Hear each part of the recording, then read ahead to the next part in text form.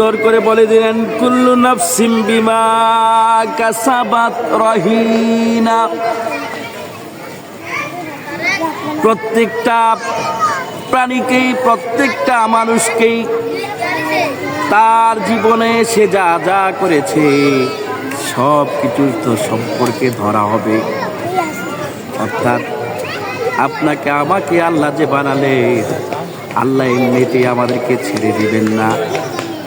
তিনি আমাদেরকে প্রত্যেকটা কাজের জন্যই ধরবে। আমার ভাইরা, প্রত্যেকটা কাজের জন্যে, কাজটা যদি ভালো হয় প্রতিদান ভালো হবে, উজরত ভালো হবে। কাজটা যদি খারাপ হয় ওই কাজের উজরত খারাপ হবে। আমার ভাইরা, এই জন্যে প্রত্যেকটা কাজের উজরত আল্লাহ সুবহানাহু ওয়া তাআলার দরবারে দেওয়া হবে।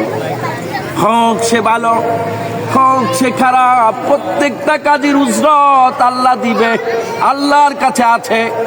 সুতরাং আমার ভাইয়েরা, এই কথাগুলো আল্লাহ কিন্তু বারবার কোরআনুল কারীমে বলেছেন, কিরামান কাতিবিনা ইয়ালামুনা মা তাফআলুন।